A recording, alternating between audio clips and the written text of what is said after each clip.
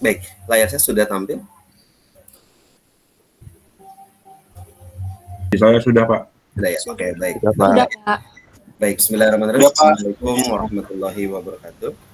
Waalaikumsalam. Waalaikumsalam warahmatullahi wabarakatuh. Waalaikumsalam Selamat warahmatullahi pagi ya. Hari ini kita mulai ya pertemuan kita yang kelima ya di mata kuliah ekonomi mikro ya. Dengan berarti kita sudah masuk pertemuan kelima, tinggal 2 sesi lagi ya, pertemuan ke-6 dan pertemuan ke-7. Setelah itu teman-teman akan menghadapi ujian tengah semester.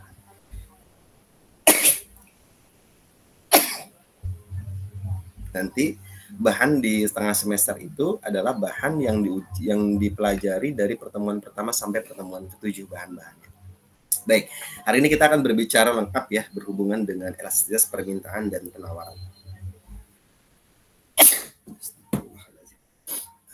Nah, elastisitas ini dikatakan sebagai derajat kepekaan ya, kuantitas yang diminta atau yang ditawarkan terhadap salah satu faktor yang mempengaruhi fungsi permintaan ataupun maupun fungsi penawaran. Permintaan itu terjadi dari konsumen, penawaran terjadi dari produsen, bagaimana dia untuk menyampaikan atau menawarkan produknya. Elastisitas biasanya digunakan ya untuk menjelaskan adanya respon atau perubahan kuantitas yang diminta atau yang ditawarkan ya, jika harga atau faktor-faktor lainnya itu berubah. Itu adalah elastisitas ya. Elastisitas permintaan ini dibedakan menjadi 3 macam ya. Ada elastisitas harga permintaan, ada elastisitas harga silang ya, ada elastisitas pendapatan. Kita bahas satu persatu. Yang pertama adalah kita membahas tentang yang namanya elastisitas harga permintaan. Elastisitas ini dia merupakan derajat kepekaan ya dari permintaan suatu barang terhadap adanya perubahan harga barang yang dimaksud. Bagaimana perubahan harga barang yang dimaksud ini? Gitu. Dengan dia ada rumus yang digunakan dalam hal menghitung elastisitas ini seberapa elastis. Maka elastisitas demand atau permintaan atau disingkat ED itu adalah persentase perubahan kuantitas barang yang diminta dibagi dengan persentase perubahan harga barang itu sendiri berapa. Nah, kemudian ketemu persennya itu adalah berapa elastisitas ya. Ketemunya dalam bentuk angka 1 atau kurang dari 1 atau lebih daripada 1 nanti. Nah, jika ED ini dia merupakan delta QX, berarti delta perubahan kuantiti. Kalau Q itu adalah kuantiti, berarti jumlah barangnya ya. Delta QX dibagi dengan delta QX ya. Nah, delta ini artinya perubahan, berarti jumlah barang setelahnya dikurangi dengan barang semula-mula atau barang sebelumnya dibagi dengan jumlah barang itu sendiri. Nah, dibagi dengan delta PX. P itu artinya price. Harganya berapa? Ada perubahan harga di sini. Baik itu perubahan harga barang kedua atau barang setelahnya dibagi dengan barang sebelumnya, dibagi dengan harga barang itu sendiri. Maka secara mudahnya ketika kita adakan perkalian silang, berarti delta QX per delta PX dikalikan dengan PX per QX.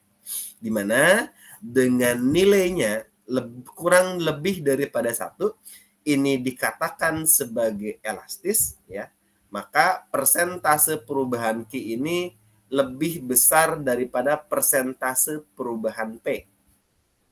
Nah, jika nilai ED-nya sama dengan 1, berarti ini dikatakan unitary elastis, di mana persentase perubahan Q-nya sama dengan persentase perubahan P-nya.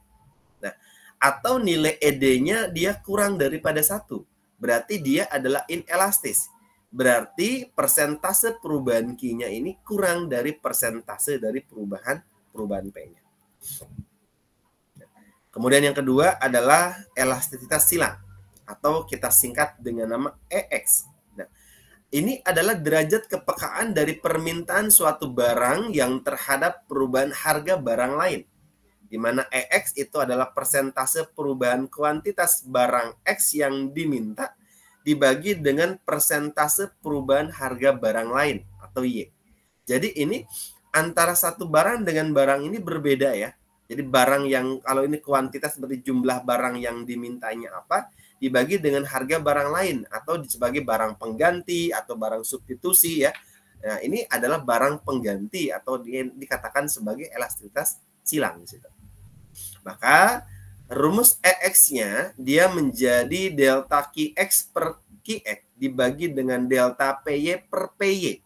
Berarti sama dengan delta QX per delta PY dikalikan PY per QX.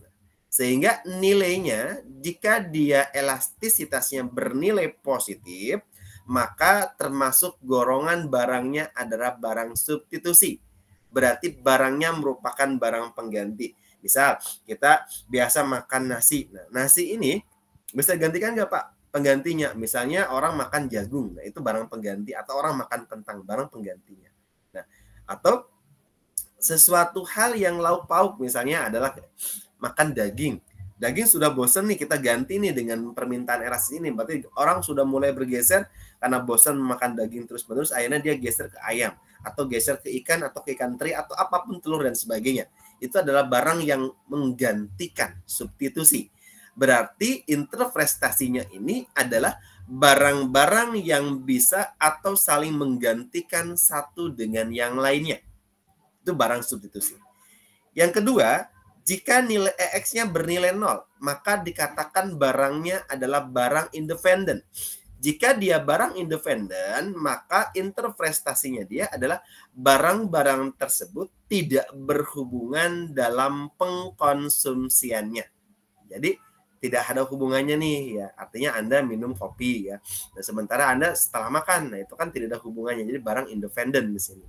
Atau barang ini merupakan barang yang ibaratnya antara satu dengan yang lainnya itu tidak berhubungan sama sekali. Anda punya handphone, Anda punya laptop, itu tidak ada hubungan sama sekali.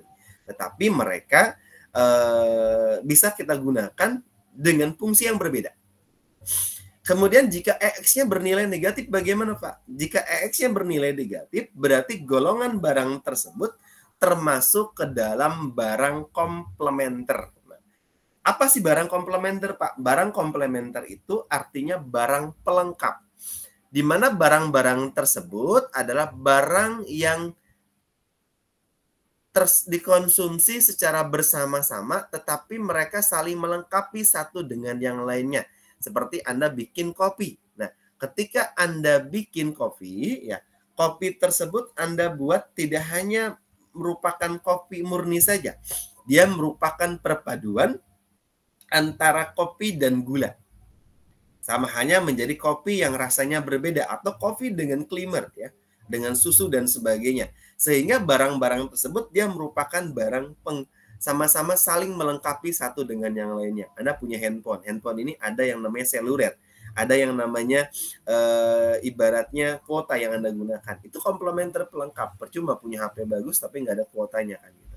Nah, ini yang merupakan ya barang-barang tersebut itu dikatakan dia baik sebagai substitusi atau tersendiri independen atau dia merupakan barang komplementer.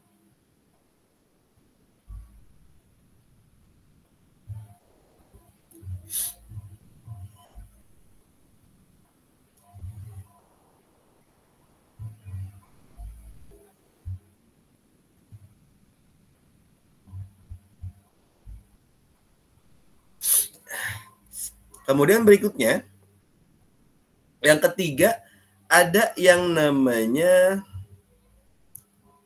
barang ya elastisitas pendapatan. Apa tuh maksudnya elastisitas pendapatan?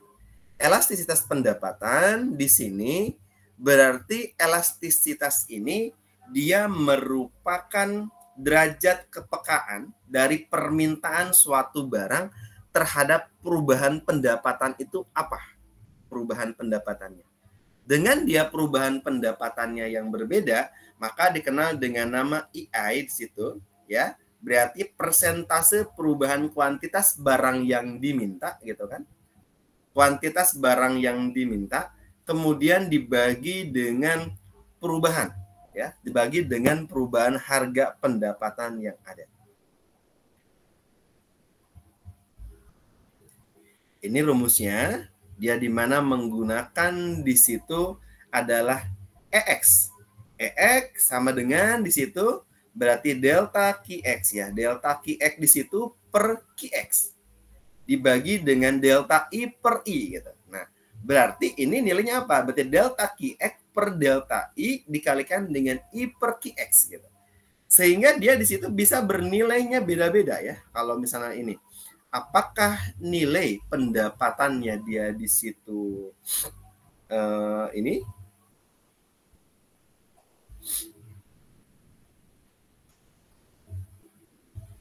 ada dia bernilai positif kah? Ya, kalau dia bernilai positif berarti dia ada yang namanya satu dengan yang lainnya itu sama-sama saling berhubungan. Ada yang namanya income superior. Income superior ini apa?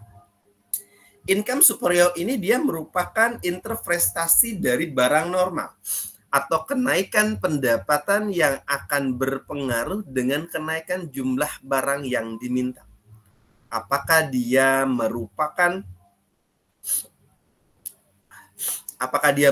barang formal ya? Apakah dia merupakan kenaikan pendapatan yang akan berpengaruh ya dengan kenaikan jumlah barang yang dimintanya ya? Nah, itu adalah barang yang merupakan barang positif income superior.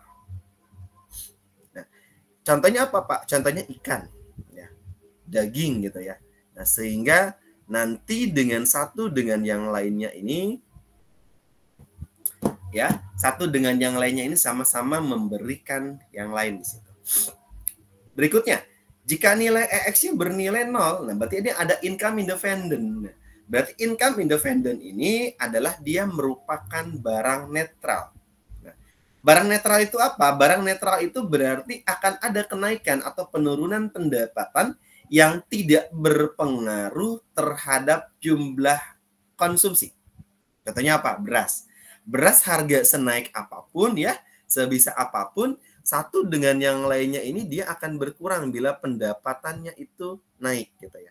Contohnya itu adalah gaplek ya. Gaplek itu apa sih? Gaplek itu kayak berupa singkong ya, singkong yang diparut ya, yang diiris-iris kemudian dijemur, dikeringkan gitu. Nah, kemudian biasanya orang-orang tertentu si gaplek ini mereka dijadikan sebagai tepung atau mungkin cemilan atau mungkin makanan pengganti dari nasi gitu. Itu masing-masing di antara satu dengan yang lainnya itu dia bisa diinikan gitu ya. Itu tergantung dari ininya gitu ya, satu dengan lainnya di situ. Ini ya, ini yang merupakan dari yang namanya barang-barang yang dari konsumsi tersebut. Kemudian masuk ke dalam sini, masuk ke dalam elastisitas permintaan. Ada di sini elastisitas permintaan ya. Di situ ada beberapa macam yang namanya nilai elastis ya, elastis permintaan ya. Mulai dari yang pertama adalah inelastis sempurna. Inelastis sempurna ini berarti dia merupakan nilai koefisien di mana nilai koefisien elastisitasnya ini dia adalah 0. Ini kita katakan sebagai inelastis sempurna. Elastisitas sempurna ini dia merupakan salah satu dalam ekonomi ya yang mengacu pada situasi di mana permintaan atau penawaran suatu barangnya ini dia merupakan atau jasa ya, dia bereaksi yang sangat sensitif pada perubahan harga yang ada. Di dalam elastis sempurna, perubahan kecil dalam harga ini akan menyebabkan terjadinya perubahan proporsional yang besar dalam jumlah yang diminta atau yang ditawarkan. Ini berarti permintaan atau penawaran ya, ini dapat menjadi tak terbatas jika dia harga itu berubah. Itu adalah inelastis sempurna. Kemudian ada lagi elastis sempurna. Gimana elastis sempurna ini? Elastis sempurna ini di mana nilai koefisien elastisitasnya adalah dia tak berhingga gitu ya. Di mana elastis sempurna ini dia disebut juga sebagai elastisitas harga sempurna. Adalah suatu kondisi di mana permintaan atau penawaran suatu barang atau jasa yang sangat responsif dalam perubahan harga yang ada. Dalam elastis sempurna ini, kurva permintaan atau kurva penawaran ini bersifat horizontal atau bersifat vertikal. Elastis permintaan sempurna, di mana permintaan bersifat adanya infinitif elastis. Artinya apa? Artinya seorang konsumen ini dia bersedia membeli sejumlah barang atau sejumlah jasa dengan harga apapun. Nah, tetapi tidak bersedia membeli ataupun jika harga itu naik. Jadi kalau di harganya tetap sama dia beli, tapi kalau harganya naik dia nggak mau beli. Ada yang kedua, ada yang namanya elastisitas penawaran sempurna. Penawaran ini dia bersifat infinite elastis. Artinya seorang produsen biasanya mereka bersedia menawarkan sejumlah barang atau sejumlah jasa dengan harga apapun. Tetapi tidak bersedia mereka menawarkan satupun dengan harganya turun. Dia nggak mau harganya turun. Itu adalah elastis sempurna. Kemudian ada lagi yang ketiga, ada yang namanya elastisitas tunggal, unitary elasticity, ya. Di mana nilai koefisien elastisitasnya ini sama dengan 1. Elastisitas tunggal ini atau sebagai juga orang menyebutnya sebagian sebagai elastisitas harga tunggal. Ini adalah istilah ekonomi yang menggambarkan adanya respon ya, respon permintaan atau penawaran terhadap perubahan harga, tetapi tidak sekuat dengan elastisitas sempurna. Dalam elastisitas tunggal ini, biasanya kurva permintaan atau kurva penawaran ini tidak bersifat horizontal atau tidak bersifat vertikal seperti dalam elastis sempurna. Tapi dia memiliki beberapa kemiringan yang berbeda-beda. Ya, mulai yang pertama tadi adalah permintaan elastis, di mana permintaan ini dianggap elastis jika persentase perubahan dalam jumlah yang diminta lebih besar dari persentase perubahan harga. Yang kedua ada yang namanya permintaan inelastis, di mana permintaan dianggap inelastis jika persentase perubahan jumlah yang diminta ini lebih kecil dari persentase perubahan harga yang ada. Yang ketiga, bagaimana Pak kalau misalnya penawarannya yang elastis? Jika penawarannya elastis, berarti penawaran ini dianggap sebagai penawaran elastis jika persentase perubahan dalam jumlah yang ditawarkan ini lebih besar dari persentase perubahan harga. Kemudian ada lagi penawaran inelastis, di mana penawaran dianggap inelastis jika persentase perubahan dalam yang ditawarkan ini lebih kecil dari persentase perubahan harga yang ada.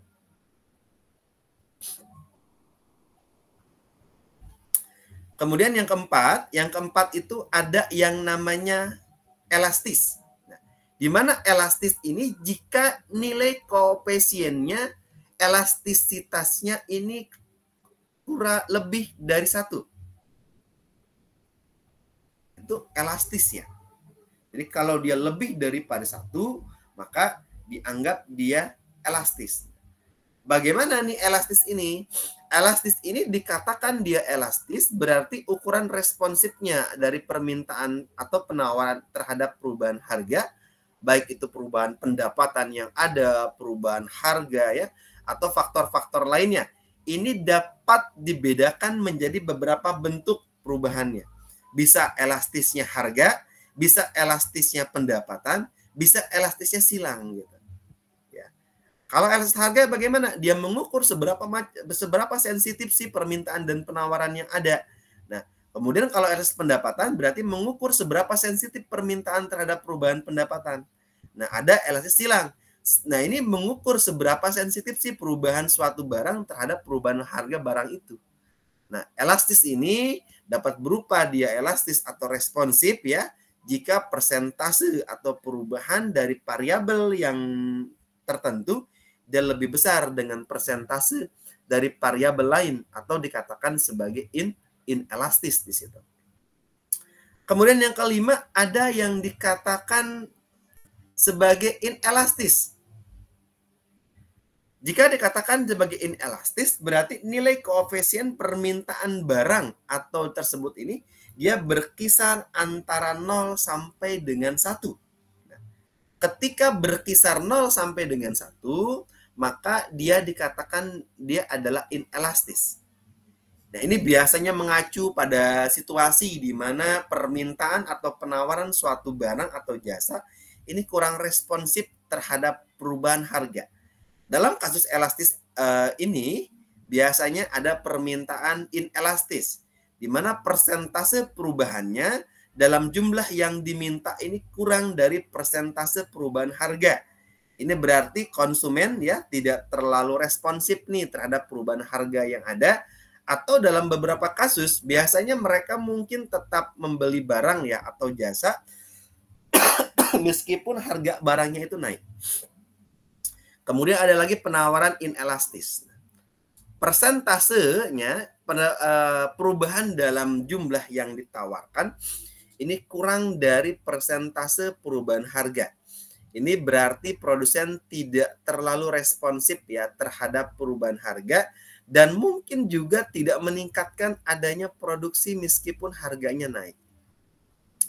Elastis inelastis ini umumnya terjadi pada barang atau jasa yang dianggap kebutuhan dasar atau memiliki sedikit alternatif. Misal, ada alternatif berupa bahan bakar, ada alternatif obat-obatan tertentu, atau ada produk-produk esensial lainnya yang sering dimiliki dengan adanya elastisitas inelastis karena konsumen ini cenderung membelinya terlepas dari adanya perubahan harga yang ada. Nah, ini kalau digambarkan di dalam suatu grafik ya. Gambar yang pertama ini adalah gambar inelastis sempurna. Jadi ini adalah dari demand ya, permintaan ya.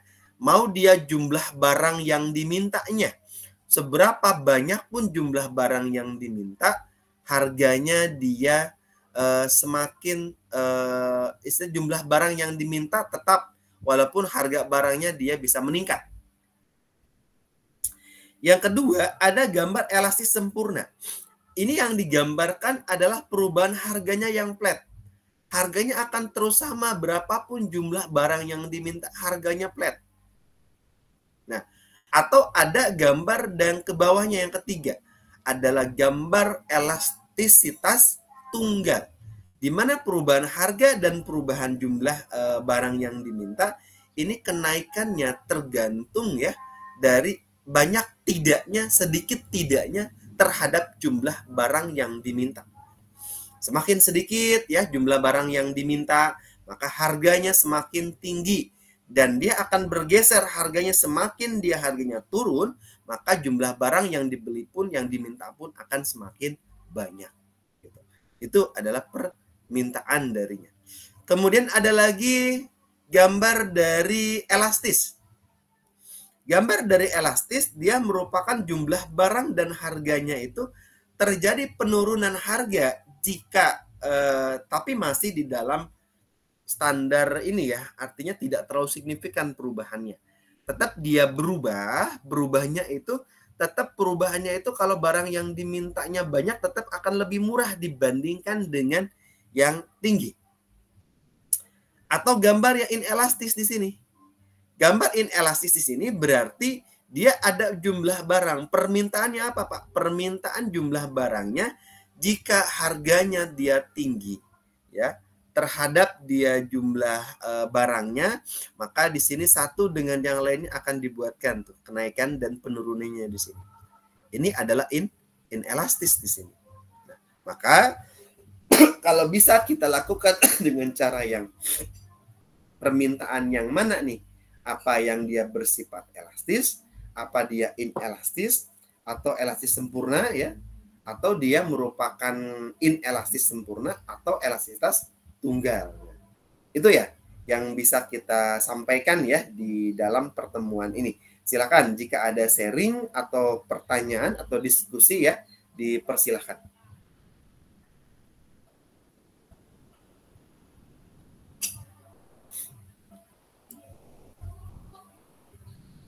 Enggak, silakan sambil saya siapin adlink ya.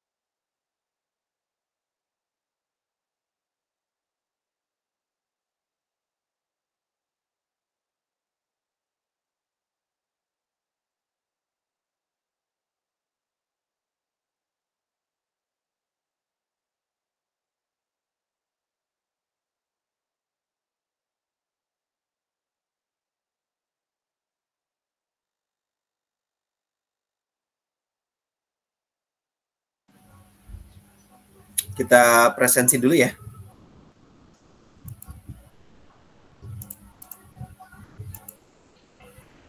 Tolong diinfokan jika ada teman yang tidak bisa nyaut ya.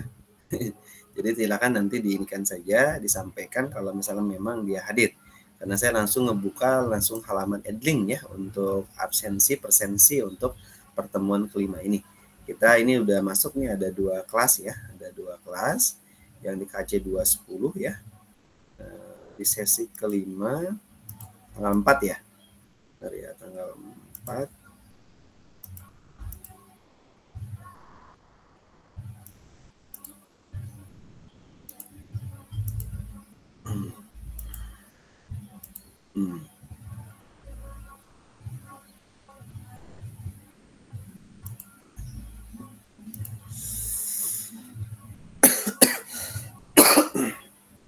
Oke, kita presensi dulu. Naila Latifah Zahra. Ada? Naila ada, Kak? Ada, Pak, ada. Terkendala sinyal, jadi suaranya nggak jelas.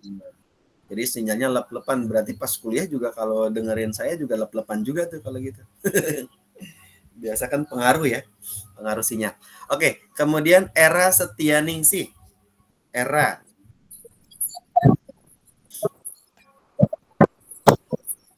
Era ada? Sepertinya izin ada keperluan keluarga, Pak. Izin atau ada tadinya? Soalnya takutnya terpental sinyal tadi dia gabung gitu ya. Kemudian pas saya presensi kemudian mungkin pengaruh sinyal atau apa. Tadi ada nggak, lihat nggak dia hadir?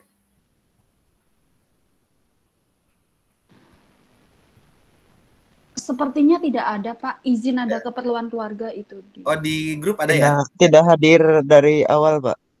Jadi Udah. izin dia. Izin. Oke, siap. Seli Mutia Nurifani. Hadir, Pak.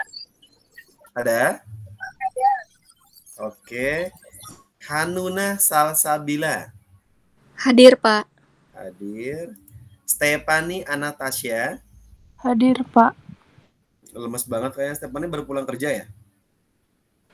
Enggak. Apa baru bangun tidur? Oke, Iko Dwi Maharini. Hadir, Pak.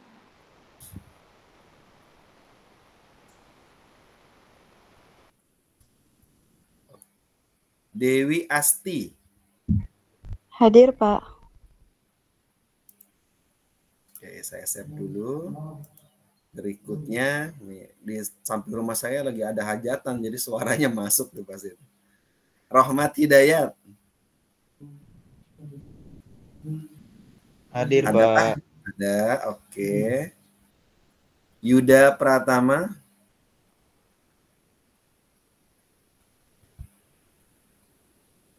Yuda.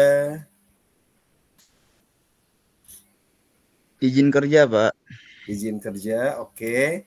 Haryanto. Hadir, Pak.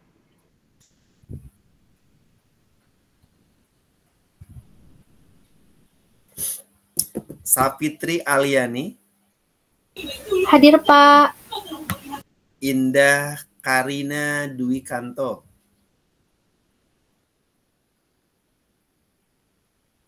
Izin, Pak. Izin, oke. Yusliandi Muhajirin Fahriza. Hadir, Pak. Hadir. Teti Nopianti. Izin kerja, Pak. Izin kerja. Suherman. Hadir, Pak. Andini Meliana Sari. Hadir, Pak. Muhammad Irfan.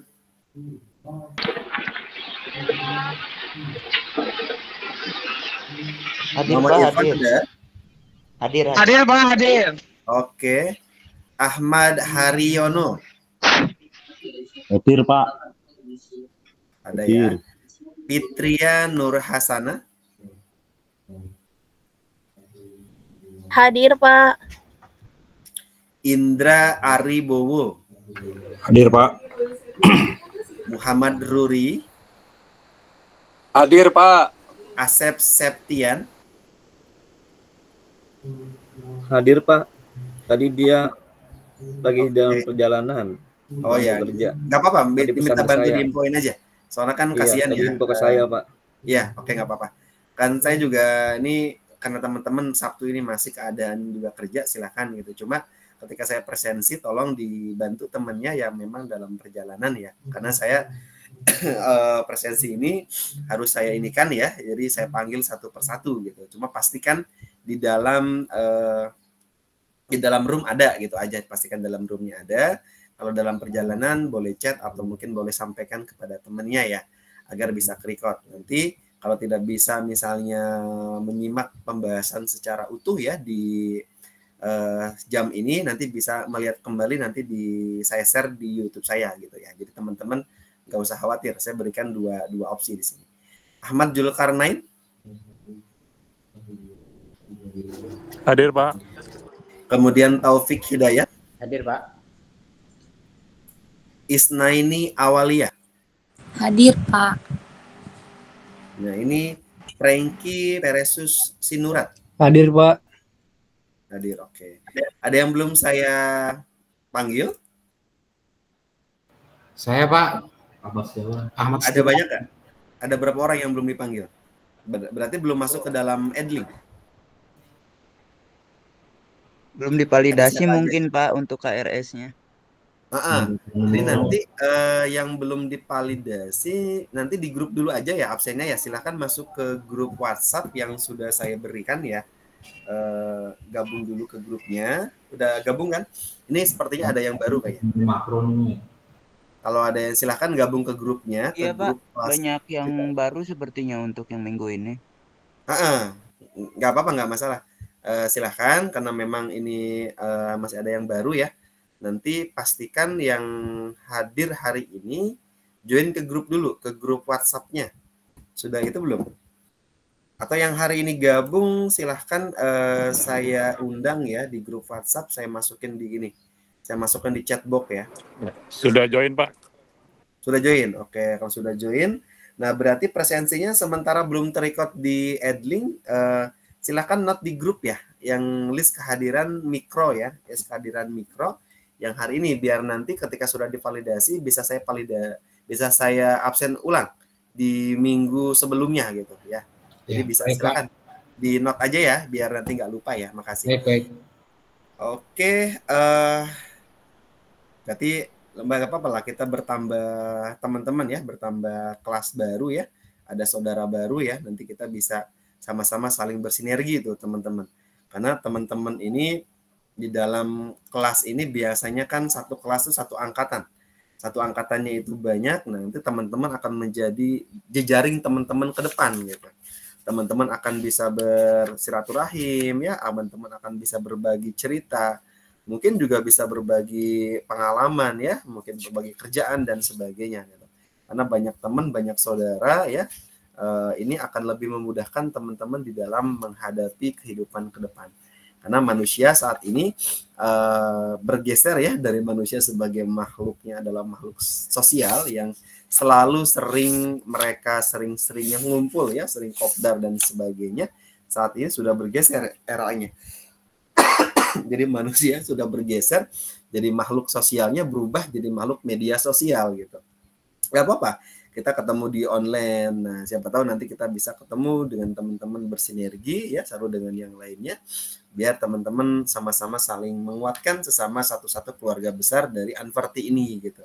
Karena kampus besar itu diinikan oleh alumni-alumni atau mahasiswa-mahasiswi juga ya, mahasiswa dan mahasiswi yang memang mereka bisa membawa nama alma mater menjadi lebih besar lagi. Nah, kampus swasta itu besar dari alumninya, besar dari mahasiswanya gitu. Dan teman-teman senang kalau ada teman-teman baru gitu. Makanya ayo, kampus kita ada beberapa kampus, ada kampus Bekasi, ada kampus Cililitan ya. Nah, ada kampus C1 ya. Nah, ada C2 gitu. Silakan sama-sama satu dengan yang lainnya bersinergi, tidak membawa nama kampus masing-masing, kampus rektorat atau kampus A, kampus B gitu ya, kampus C gitu ya. Nah, tetap teman-teman membawa nama Unverti gitu. Sehingga dengan membawa semuanya ini, teman-teman akan menjadi keluarga besar gitu. Ini yang diharapkan satu dengan yang lainnya sama-sama bisa saling bersinergi. Di era saat ini, di era Society 5.0 ini ya, teman-teman jelas ya bahwa teman-teman dihadapkan ya dengan eranya berbeda dengan era dari waktu ke waktu, dari waktu dulu sebelumnya gitu ya. Di era Society 5.0 ini ya, ada hal yang memang teman-teman butuhkan buat pengembangan karir teman-teman ke depan. Kenapa dikatakan dengan adanya karir teman-teman ke depan? Karena kebutuhan saat ini tidak hanya pinter sendiri. Gitu. Kenapa saya bilang tidak bisa katakan pinter sendiri? Karena kalau teman-teman pinter sendiri akan kalah dengan robot. Akan kalah dengan namanya dunia AI ya, akan kalah dengan yang lainnya gitu kan.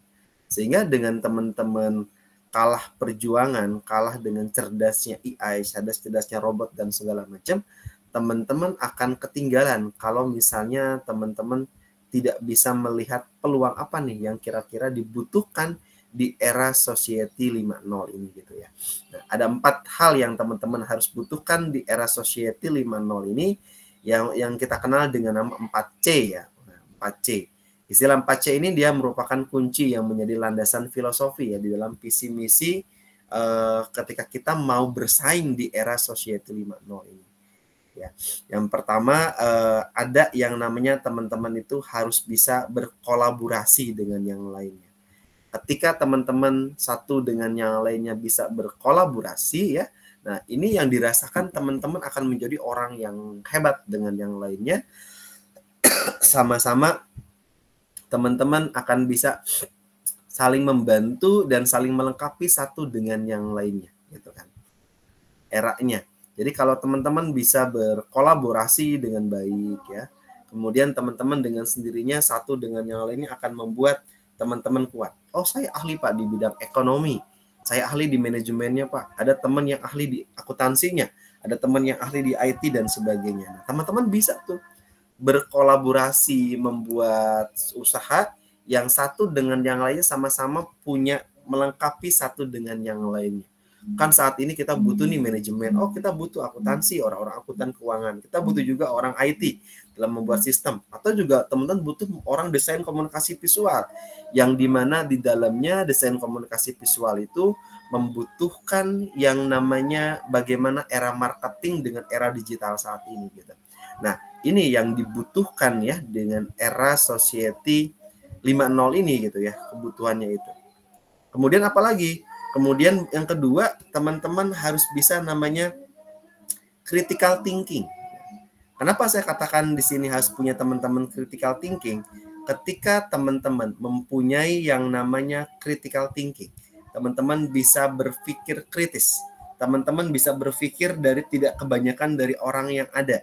Teman-teman bisa tuh mengembangkan yang namanya pengembangan seseorang yang berbeda, sehingga teman-teman dengan sendirinya bisa menjadi orang yang lebih hebat, bisa lebih kritis dibandingkan dengan orang kebanyakan. Karena orang banyak ya belum tentu mereka juga kritis. Karena dipentingkan, diperlukan di dalam society 5.0 ini. Itu C yang kedua.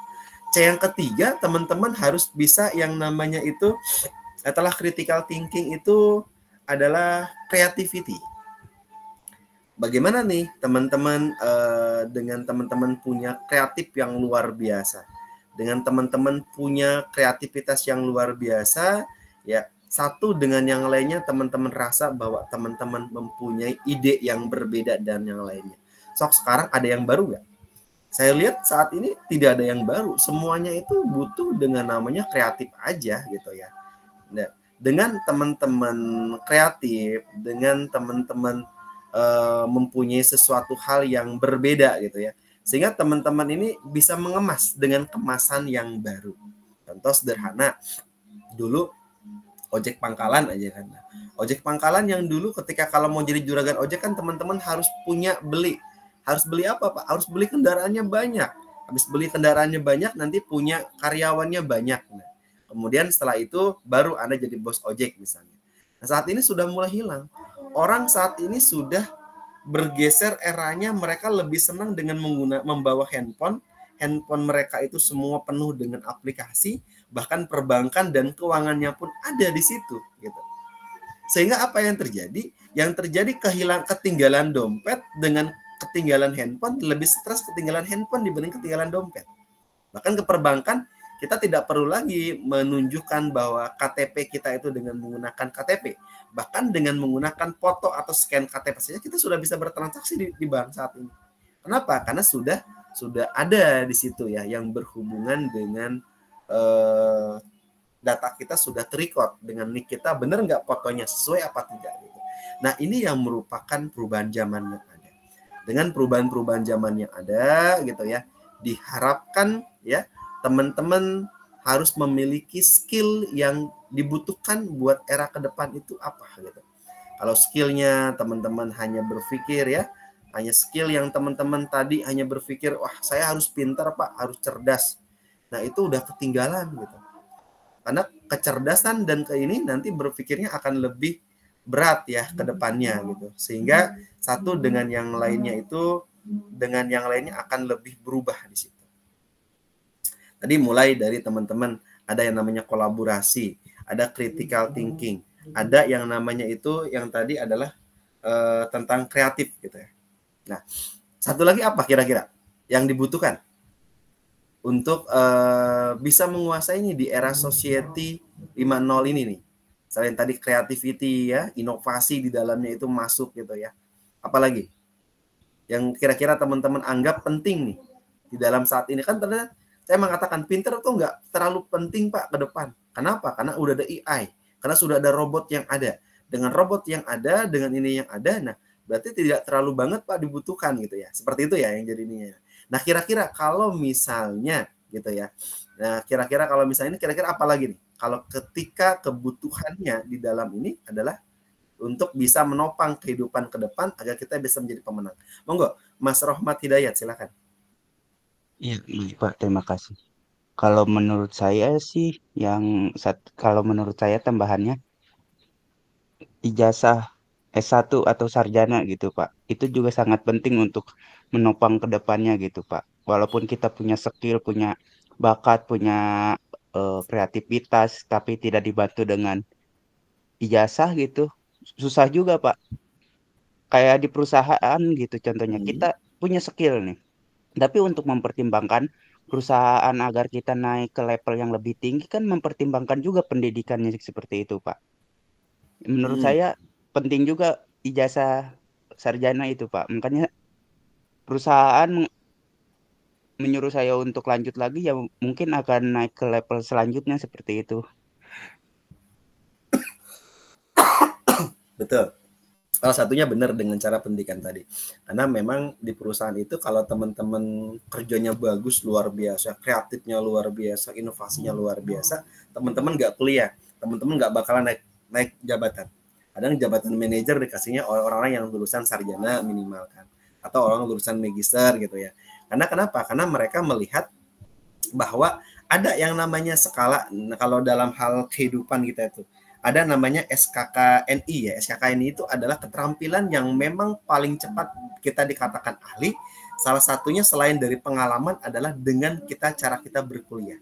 Nah, ini ketika kita berkuliah dengan sendirinya ya kita akan merasa nih, oh berarti nih orang yang biasanya pengalaman butuh waktu sampai 15 tahun, 20 tahun dia pengalaman, kita kuliah S1 cukup 4 tahun. Jadi percepatannya signifikan banget percepatannya. Itu betul. Dan memang di Indonesia salah satunya ketika kita kerja, tapi kenaikan dari segi gaji, katakan gaji pokok ya misalnya. Gaji pokok dari SMA ke S1 mungkin nggak terlalu besar. Tapi teman-teman bisa mendapatkan tunjangan lain kan, tunjangan jabatan atau tunjangan kinerja atau lain yang memang bisa teman-teman dapatkan di situ.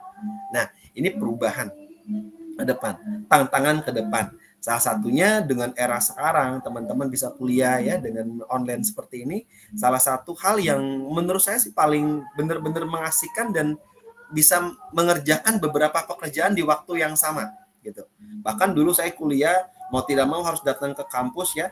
Kampus itu perjalanan tuh misalnya jarak dari rumah kampus adalah saya ke Jakarta misalnya itu. Itu butuh waktu 1,5 jam sampai 2 jam saya perjalanan. Sampai ke kampus pun PP, saya butuh waktu hampir 4 jam untuk PP pulang ke rumah. Saya kuliah dokter di Bandung. Saya kuliah dokter, itu saya perjalanan dari rumah ke Bandung itu butuh waktu 2,5 jam sampai 3 jam kalau macet. PP saya, untuk dihadapi saya untuk kuliah itu butuh waktu sekitar kurang lebih 6 jam di perjalanan saya untuk datang dari rumah ke kampus. Waktu habis di jalan tuh. Ya, dengan menggunakan ini. Nah, kemudian berlanjut pandemi, orang-orang online dan segala macam. Itu adalah mendekatkan kita dengan perubahan tadi. Makhluk sosial dengan makhluk media sosial. Ini adalah perubahan zaman yang memang yang diharapkan ya, itu perubahannya. Dan saat ini adalah salah satu hal yang memang dipermudah teman-teman dengan era yang ada. Bahkan saat ini lebih mudah lagi apa Pak? Bisa direkam, bisa direcord. Nah, ketika direcord teman-teman lupa, bisa teman-teman putar kembali gitu. Karena manusia cenderung mereka itu dari daya konsentrasinya paling cuma 5-15 menit. Setelah itu nggak buyar di dalam kelas. Itu udah umum, udah biasa penggunanya di situ. Itu ya, itu termasuk. Makasih Mas Rohman. Salah satunya itu berbagi pengalaman dan ditantang sama bosnya. Kamu sekolah lagi, kamu kuliah lagi gitu. Karena di balik itu semua pasti akan ada hikmah yang mungkin seorang manajer atau mungkin bosnya itu ya dia punya persiapan ke depannya untuk Mas Rohmat lebih baik lagi ke depannya. Karena dengan kita kuliah, kita punya skill baru, punya keilmuan baru. Yang lebih penting lagi apa? Prinsip. Ketika kita punya prinsip, punya pola pikir yang berbeda dari orang lulusan SMA, itulah yang menjadikan kita menjadi lebih berkualitas dari yang lainnya. Saya kembali yang tadi. Yang tadi yang tidak kalah penting dari pendidikan adalah C yang keempat ini adalah komunikasi.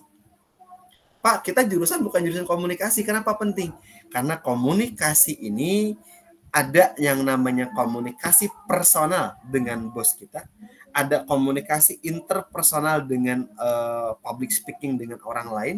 Ketika kita mau menyampaikan ide, kita menyampaikan inovasi kita mau menyampaikan critical thinking kita mau menyampaikan yang namanya kolaborasi kita, apa yang mau disampaikan kepada seorang owner, kepada seorang yang punya katakanlah dia pemodal.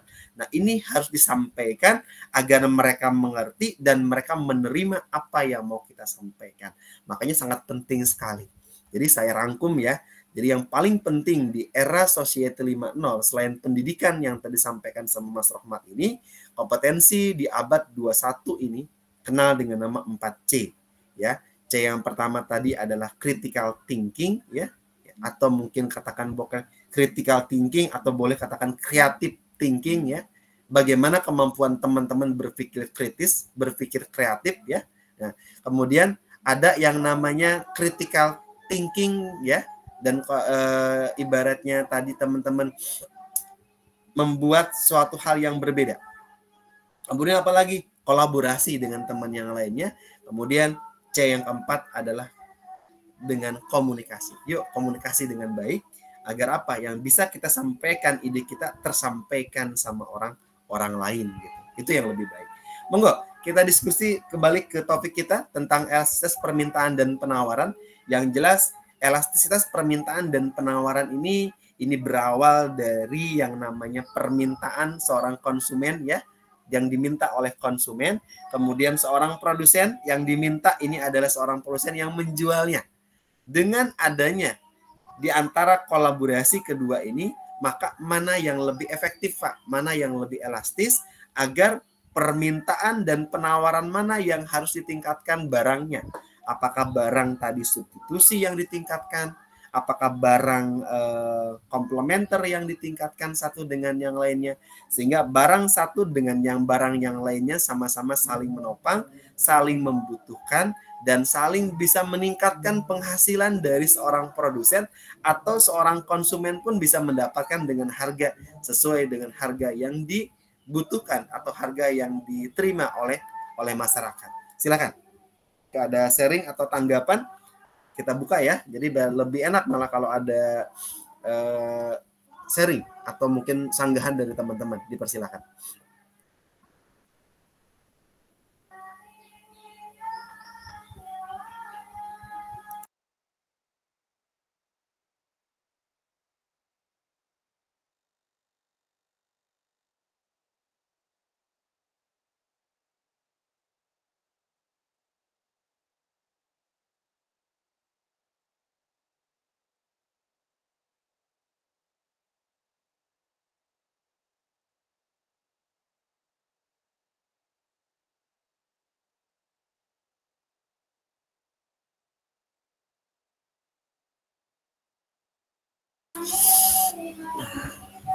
Baik, ada? Kalau tidak ada, saya sampaikan rangkuman ya untuk hari ini yang berhubungan dengan elastisitas permintaan dan penawaran. Ini dia merupakan konsep yang penting di dalam ekonomi ya, yang bagaimana dia bisa membantu kita dalam hal apa? Dalam memahami bagaimana si konsumen dan si produsen ini merespon terhadap perubahan harga yang ada. Ini ada berikut saya rangkum beberapa rangkumannya. Yang pertama adalah elastisitas permintaan. Permintaan elastis ini dikatakan sebagai jumlah barang atau jasa yang diminta ini sangat responsif terhadap perubahan harga yang ada. Koefisien elastisitasnya lebih besar dari 1. Kemudian permintaan inelastis. Jumlah barang atau jasa yang diminta ini kurang responsif terhadap perubahan harga yang ada. Koefisien elastisitasnya antara 0 dan 1. Kemudian permintaan unielastis ya, di mana persentase perubahan dalam harga diminta sama dengan persentase perubahan harga yang ada. Koefisien elastisnya sama dengan 1 gitu ya. Yang kedua ada yang namanya elastisitas penawaran, di mana ada penawaran elastis, di mana jumlah barang atau jasa yang ditawarkan sangat responsif terhadap perubahan harga, di mana koefisien elastisitasnya lebih besar daripada 1.